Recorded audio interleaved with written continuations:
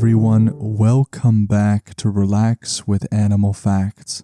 I am Stef Wolfe, and today I am going to be learning with you about our furry, scaly, or possibly even slimy friends. And in today's case, it is definitely going to be a furry friend of ours because we are covering the oh so wonderful African lion.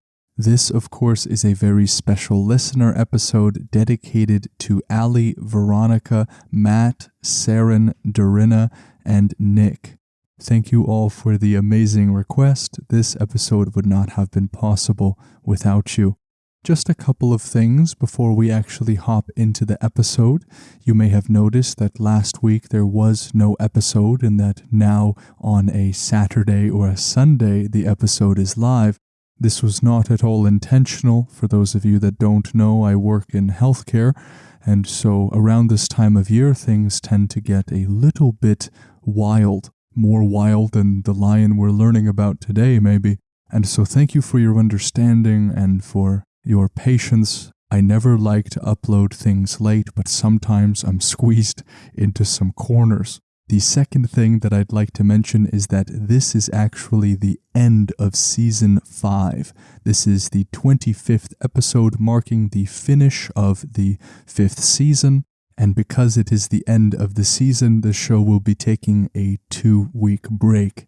And so do not expect new episodes for the next 2 weeks, but we will be back on the 3rd week. Now, during this time, please still send messages to the podcast, request your animals and everything else. For those of you who are not on the Instagram, make sure to go and follow the Instagram because during the break, I'm going to be doing a live session in which all of you can give me feedback and advice and ways that you think the show could be better. This show is made by you and for you in terms of your animal requests and your listenership. And so I want to make the podcast as best as I can, and that means taking in all of your feedback. And now let's move on. If you would like to know how to request an animal and where all the facts came from to make this episode, it will be at the end of the episode, and it will also be immediately available in the description or the podcast show notes. Now I would like for all of you to notice perhaps where you are carrying some tension. We are in a festive season, but with that festive season sometimes comes a lot of Christmas shopping and long lines and traffic and all the rest.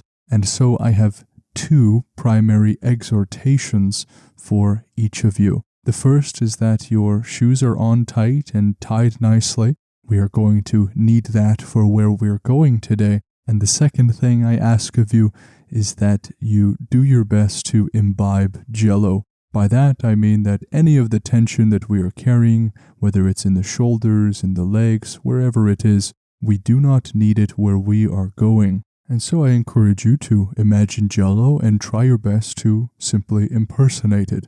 Lastly, simply allow your mind to wander and journey with me into the savannas where the African lion resides.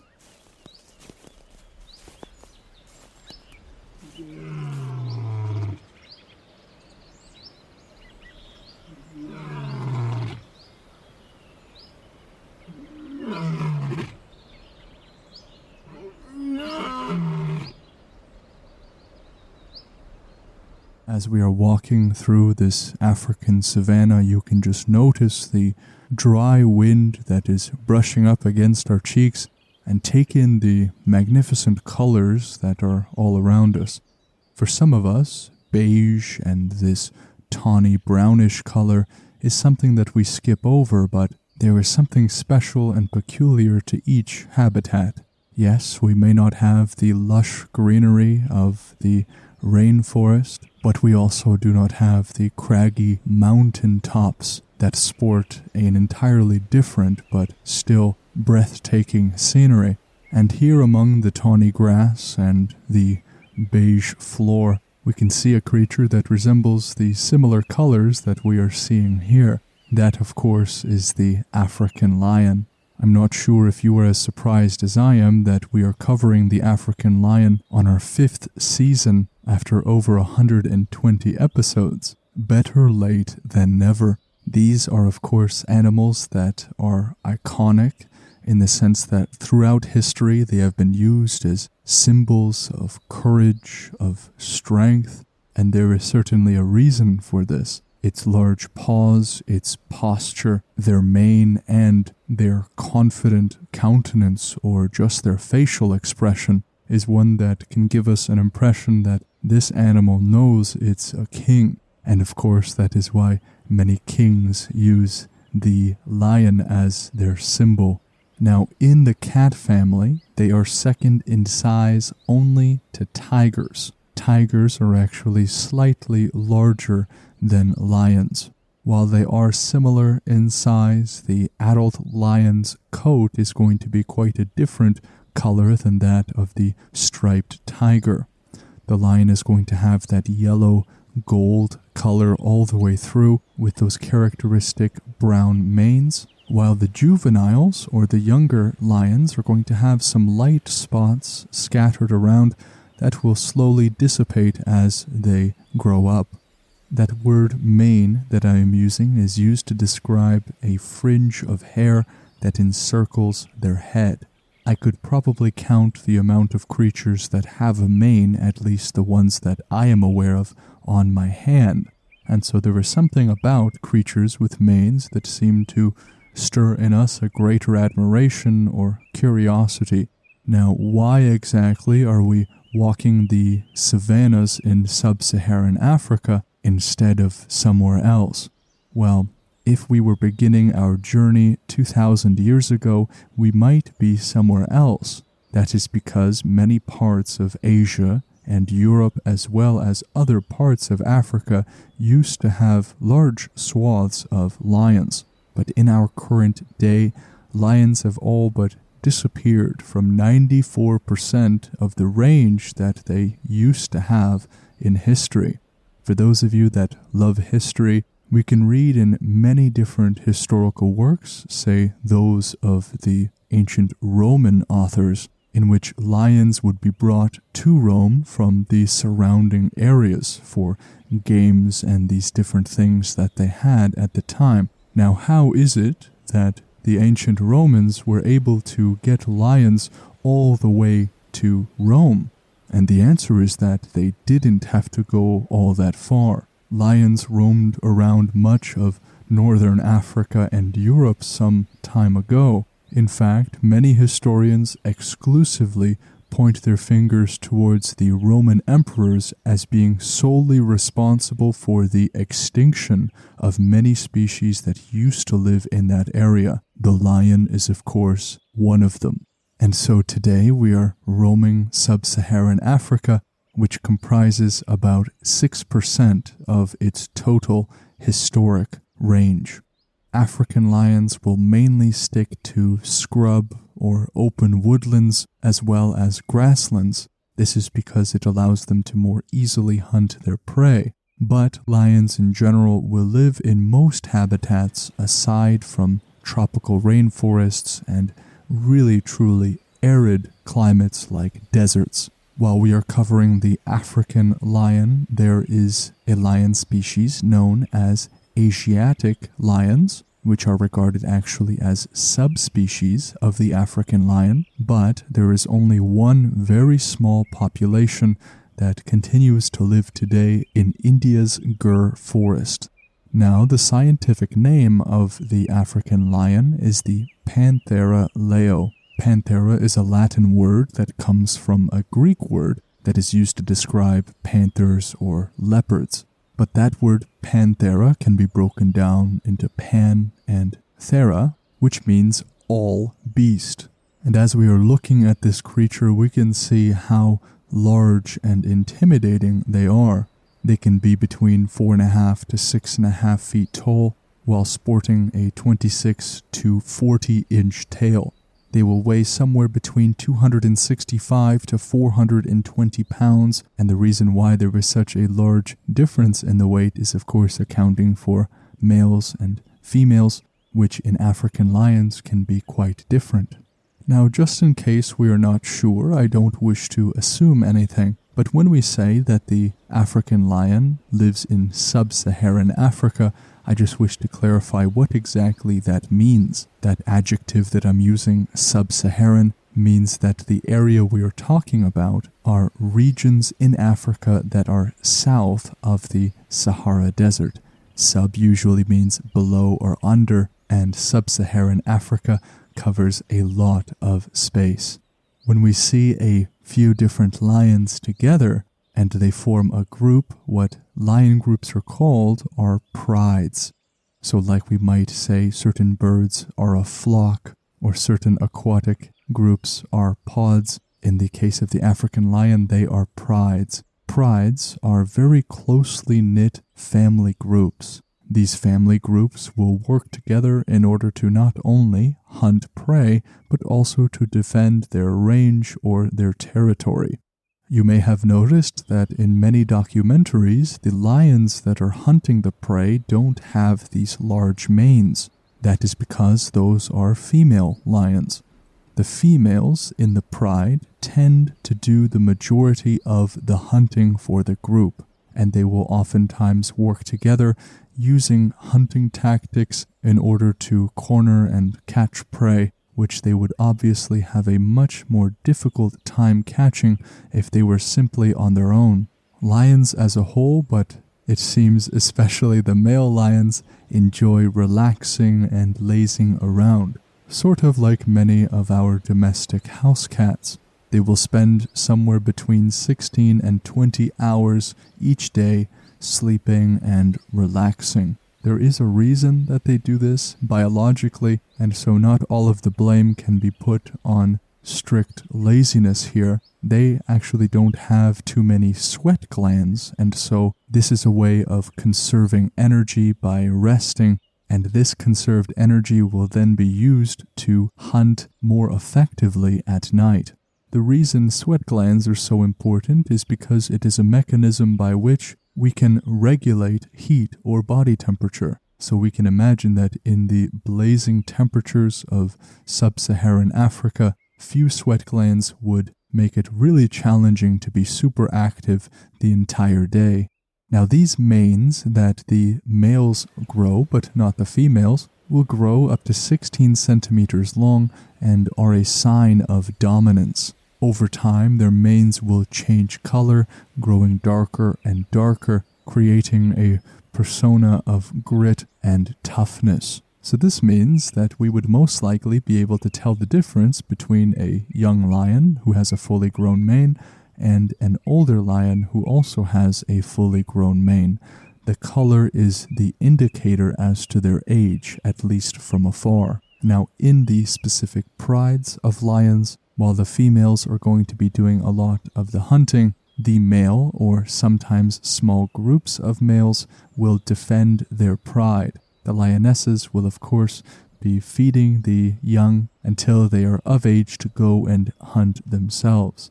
Now, a reason the lion will be hunting at night is because they have specialized eyes that are very keen in the dark. This will provide the lion with an exceptional advantage, especially over prey that do not have any such mechanism, or at least not to the extent that the lion has. And unlike many cats that I have come in contact with, these huge wild cats will hunt more during storms, because storms provide lions something like an auditory camouflage. The wind and the noise and the rustling will make it much harder for prey to distinguish the steps and moves of the lion over just any regular natural ambiance. With decreased visibility and auditory cues, this will make hunting prey a much easier business for the lion. And during these hunts, which will sometimes be during a storm, the lionesses, which we remember do the majority of the hunting, they will take specific roles in their hunting pack. Some will play the role of center, while the lionesses that take the wings, the left or the right, will be correcting the prey not allowing the prey to run out to the left or to the right and keeping them in a straight line. This is a great tactic for creatures that will often evade predators not simply by how fast they run or how long they can run for, but by doing these impressively quick zigzag movements that will wear out any large predator. So we can see how hunting in groups, and specifically in these groups with intelligent hunting tactics, can allow the lionesses to take down some pretty big animals. Some of the creatures that these lionesses will be going for are going to be antelopes, wildebeest, zebras, and other large animals. Zebras and antelopes are both pretty big, wildebeests even more so. So that is how fierce a predator the lion can be. Now, after the impeccable teamwork and coordination of the lionesses in their hunting, the whole group will often get into some maybe family squabbles over who gets what portion of the kill. A kind of pecking order will form with the cubs, of course, at the bottom, as young lions do not have the opportunity or they do not help to hunt until they are about a year old. So they will have to wait while the adult males and the lionesses get their share first. Sometimes it is not necessary for the lion to have to go out and do these coordinated tactics, and they will instead employ a kind of scavenging approach in which they will steal the kills of other creatures like hyenas or wild dogs. Now, when they are eating, apart from, of course, their incredibly sharp teeth, the tongue of a lion is exceedingly rough. That is because on their tongue they are covered with these sharp spines that are called papillae or papillae. They will cover the tongue of the lion and will be used to scrape meat off of the bones. That function for us as human beings is mostly relegated to using our teeth, but they have such rough tongues that they can simply lick the meat off the bones, literally. Lions are the only known cat species where the individuals of the group will roar together. Oftentimes in the cat world, it is something of an individual behavior, but not for the lion. Sometimes even the young cubs will join in with their little mews. The roaring sequence will last usually for about 40 seconds, and a pride of lions will often do this kind of roaring to mark their territory, creating something like an auditory marker, and this roar can be heard up to 5 miles away. Now, for those of you who have cats at home, you might be surprised to learn that the paws of your house cat will be very similar to that of a lion's paws, of course, with the exception of size. Their paws are the same, except lions will have paws that are much, much bigger. On the back, they will have 4 toes, while on the front, they will have 5 toes. And just like your pet cat, lions have those similar retractable claws that they can choose to engage whenever they see fit. It is pretty amazing that you can get a little bit of lion anatomy by going to your little house cat. Now let us move on to the name lion. What exactly does this word mean and where does it come from? Now we have sort of imported the word lion from Old French, lion, and we did this around the 12th century, but this word comes from Latin and then from Greek. The word leon, which is used in Greek, was of course used to describe the creature we're learning about today, but was also ascribed to the constellation Leo, which is in the sky.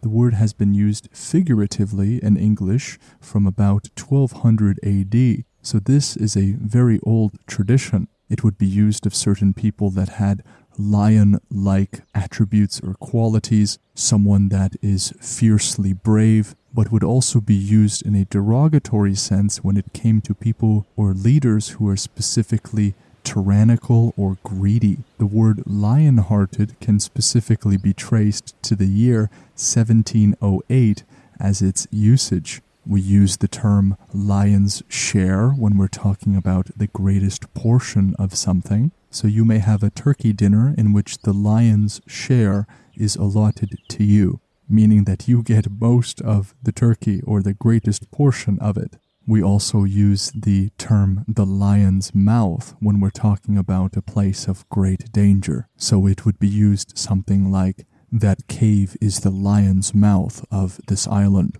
So the lion is richly intertwined with our human history, in the sense that many people, of course, physically lived near lions, but also in the sense of affecting human art and poetry and metaphor. And the lion is one of the most culturally significant creatures that I can think of.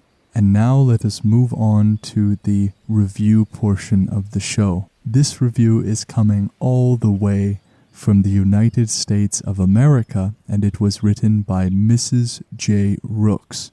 And Mrs. J. Rooks writes, I have been listening for a while.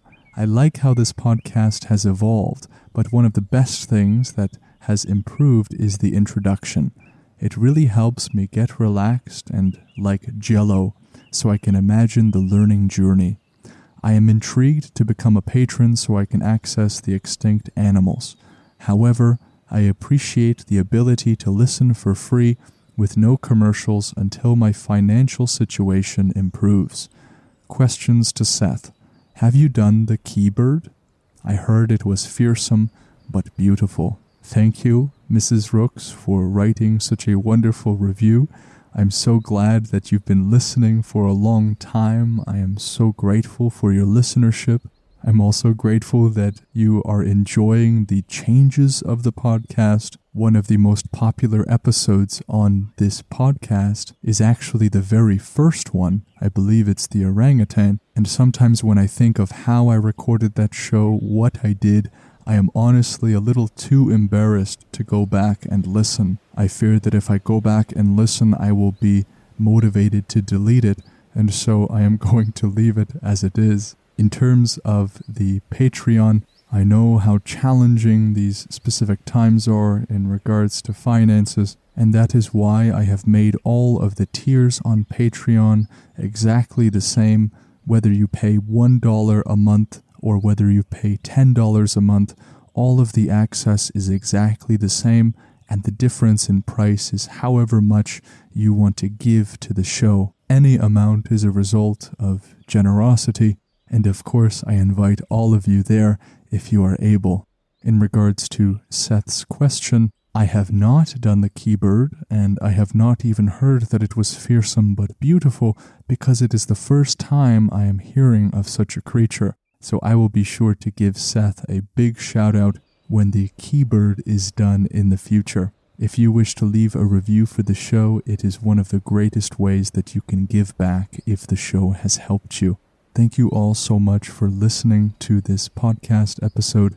The facts used in this episode come from WWF.org, NationalGeographic.com, etimonline.com, onekindplanet.org, and etimonline.com. All of the specific links are in the show notes or the description of the episode, and this episode would not have been possible without their contributions. If you wish to request an animal for the show and have your very own episode, you can do so in one of three ways. You can message Relax with Animal Facts on Instagram. You can go to relaxwithanimalfacts.com and go to the Animal Request tab, or you can send an email to relaxwithanimalfacts@gmail.com. You can tell me what you like about the show, what you don't like about it, your animal suggestion, and I will be sure to get back to you as soon as I can. I do my best to reply to each and every one of you, but if for some reason I have not responded, it means that you got lost in the pile, and I encourage you to send the same message again or another one if you want, because I want to respond to each and every one of you. On behalf of me personally, I wish everyone listening a very Merry Christmas, and I hope you enjoy plenty of family time and food. This time of year, especially as a Canadian, this time of year is one of my favorites. Of course, it is a little bit more busy, but everyone just seems to be in such a jolly mood. And so I hope you all enjoy this festive season, and I will see you in the next podcast episode with the next animal. Take care.